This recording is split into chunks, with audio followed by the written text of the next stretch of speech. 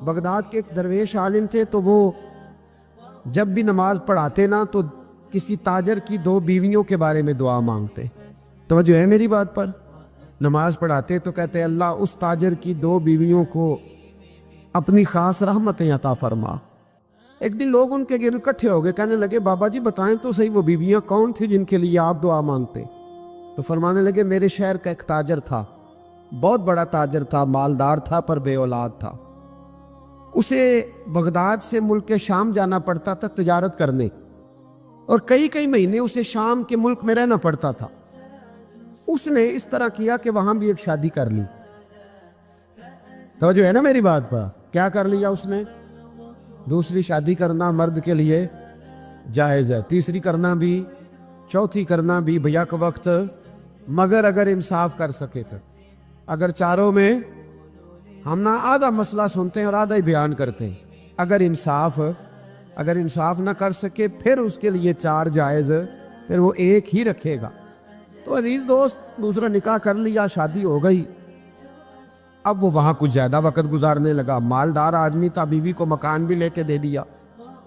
اب وہ دیر سے آتا واپس، اور جب آتا بھی تو اس کے وہ والے انداز نہ ہوتے جو پہلے ہوا کرتے تھے۔ اب بیوی سے بڑا جاسوس بھی کوئی نہیں ہوتا، اس کو تو پہلے پتہ چل جاتا ہے کہ ماجرا کیا ہے، اسے بڑی خبر ہوتی ہے۔ تو اس نے محسوس کر لیا کہ بدلے بدلے سے میری سرکار نظر آتے۔ وہ کہنے لگی اب کہ جب آتا جاتا ہے تو اس کے حالات کچھ بدلے سے ہیں، ماحول کچھ اور ہے۔ اس نے ایک بوڑھا آدمی جو اس کا عزیز بھی تھا اور سمجھدار بھی تھا اس کو تیار کیا، کہنے لگی اب کہ جب ملک کے شام جائے نا تو اس کا پیچھا کرنا اور خبر کرنا کہ کہاں رہتا ہے، کہاں جاتا ہے، کیا کرتا ہے۔ وہ بوڑھے بزرگ جو تھے وہ خاتون کے کہنے پر کچھ اس نے کرایہ بھی دیا، وہ اس تاجر کے پیچھے گئے اور واپس آ کے خبر دی، کہنے لگے کہ یہ تو 2-3 سال بیت گئے، اس نے وہاں بھی شادی کی ہوئی ہے، تجھے بتایا ہی نہیں۔ ابھی بھی بڑی سمجھدار تھی، حوصلہ مند، زیرک، اس نے شور نہیں مچایا۔ اس نے کہا کہ میں نا اب جب آئے گا نا تو طریقے سے بات کروں گی اور پوچھوں گی کہ ایسا کیوں کیا۔ اور یہ بھی اس نے آ کے بتایا کہ اگر تیرے ساتھ نکاح کے بعد اسے اولاد نہیں ملی تو اولاد وہاں بھی کوئی نہیں، یہ مکمل تفصیلات۔ اب جب اس دفعہ خامند آیا تو آتے ہی وہ بیمار ہو گیا، کمزور ہونے لگا۔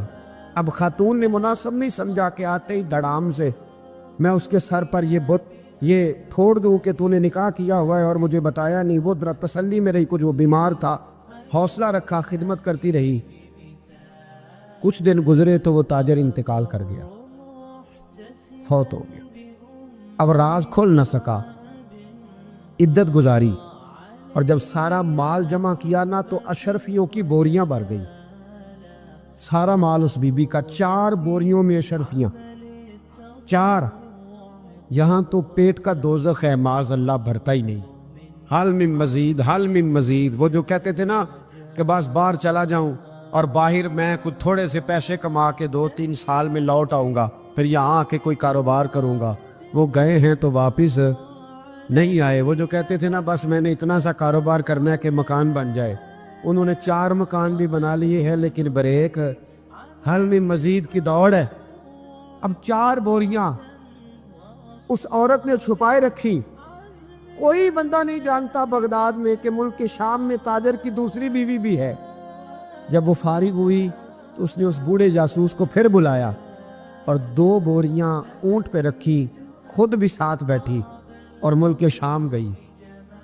اللہ اکبر۔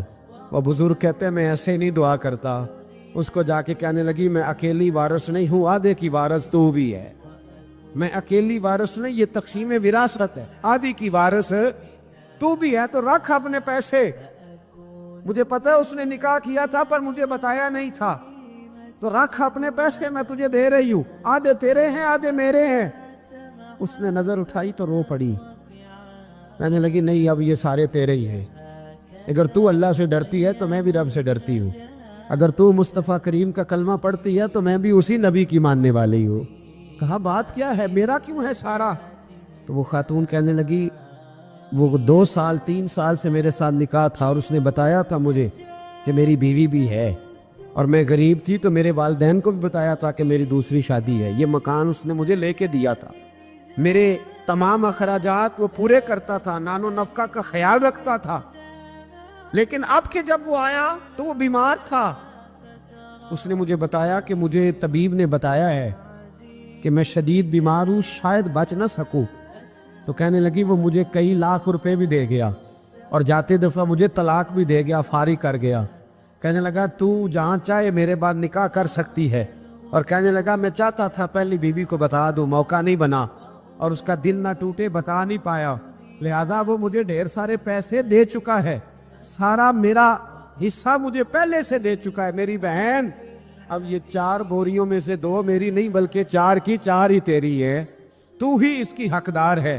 तो बुजुर्ग कहते हैं मुझे बताओ, जिनके अंदर इस किस्म के तकवे की झलक हो उनके लिए हर नमाज के बाद दुआ मांगनी चाहिए कि नहीं मांगनी चाहिए? आला हजरत कहते हैं बेरूपिया था, मदारी, रूप बदल बदल के दिखाया करता था, बादशाहों से इनाम लेता था। एक दिन औरंगजेब आलमगीर के पास आ गया, कहने लगा मैं रूप बदलूंगा, अगर आप पहचान ना सके तो मैं इनाम लूंगा।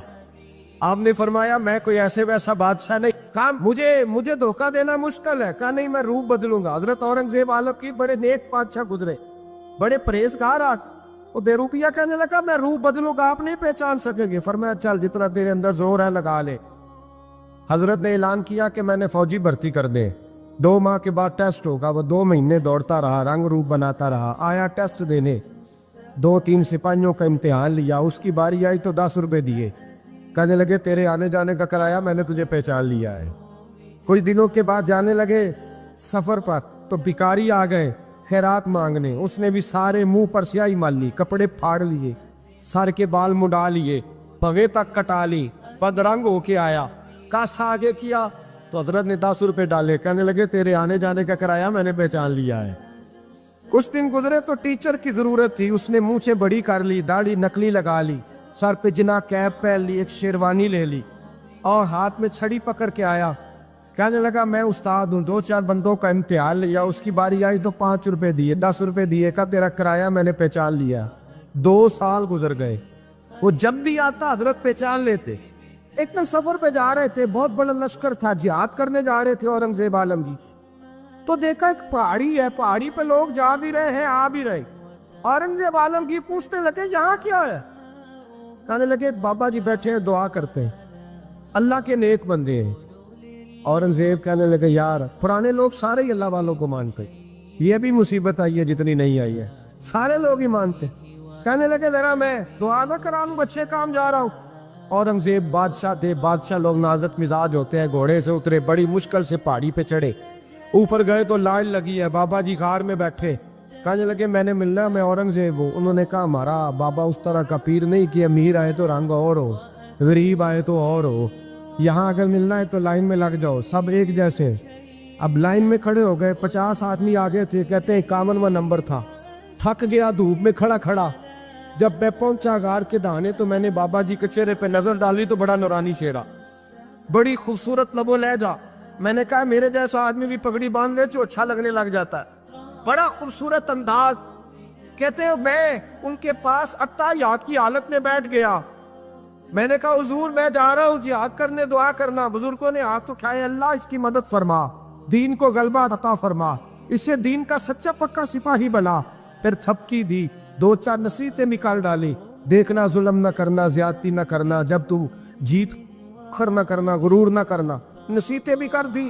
कहते अब जब मैं उठा तो 2-4 दिनार बतौरे नजराना मुसल्ले के नीचे रखे और उल्टे कदम जब मैं गार से उतरा, उन्होंने रुमाल झाड़ा और उठ के खड़े हो गए। कहने लगे आज नहीं तूने पहचाना, आज नहीं तूने पहचाना, मेरा इनाम बनता है, आज नहीं पहचाना, ला पैसे।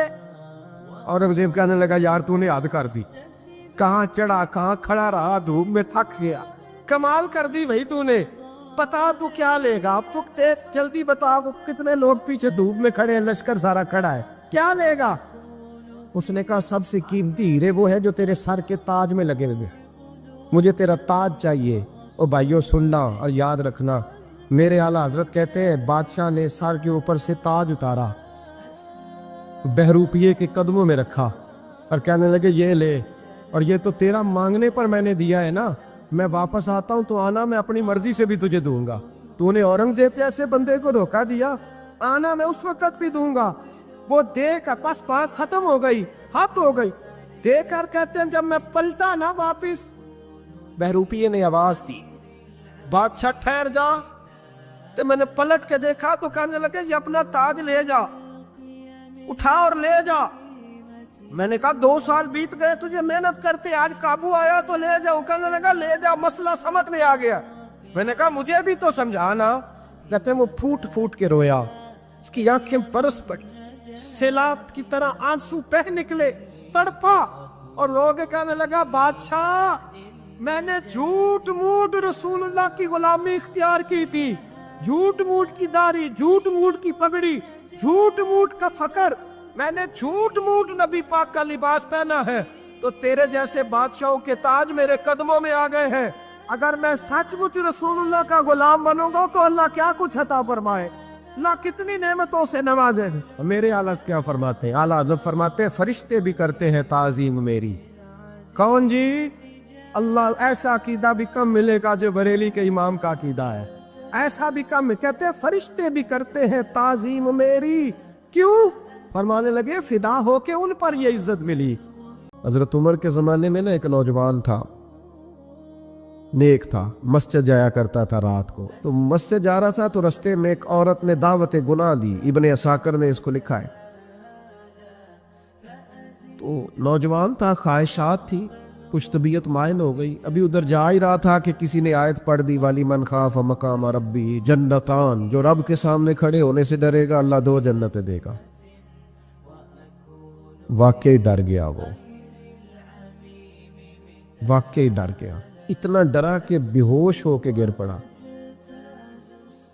बीमारी से लोग बेहोश होते हैं, पैसे डूब गए बेहोश होते हैं, बच्चे के गम में बेहोश होते हैं। सच बताओ कभी खौफे खुदा से भी बेहोश होता कोई देखा है? हमारे यहाँ तो रोजमर्रा ही नहीं है भाई। और बड़ी बातें हैं बेहोश होने की, डरने की, गश खाने की। बेहोश होके गिर पड़ा। बूढ़े बाप को किसी ने बताया बच्चा बेहोश पड़ा है, उठा के घर लाए। घर ला के कहा बेटा क्या हुआ? नौजवान है, चढ़ती जवानी है, पर पाकीज़ा बड़ी है। कहने लगा अब्बा जी गुनाह की तरफ चला गया था, पर मैंने आयत सुन ली जो अल्लाह के सामने खड़े होने से डरेगा रब 2 जन्नतें देगा। मैं डर गया था, रब वाकई 2 जन्नतें देगा। बाप रो पड़े, अब्बा जी की आंखों में आंसू आए और कहा पुत्र अल्लाह बड़ा मेहरबान है, उसके वादे सच्चे हैं, वाकई 2 जन्नतें देगा। उसने फिर एक चीख मारी और इस तरह की मारी कि उसकी रूह ही परवाज कर गई, रूह ही परवाज कर। कुश्तगाने खंजरे तस्लीम रा, इश्क की खंजर से कत्ल हो गए लोग। सुबह हजरत उमर को पता चला कि उन्होंने तो रात जनाजा भी पढ़ दिया, तदफीन भी कर दी। जनाब उमर फरमाने लगे इतना नेक नौजवान खौफे खुदा से दुनिया से चला गया।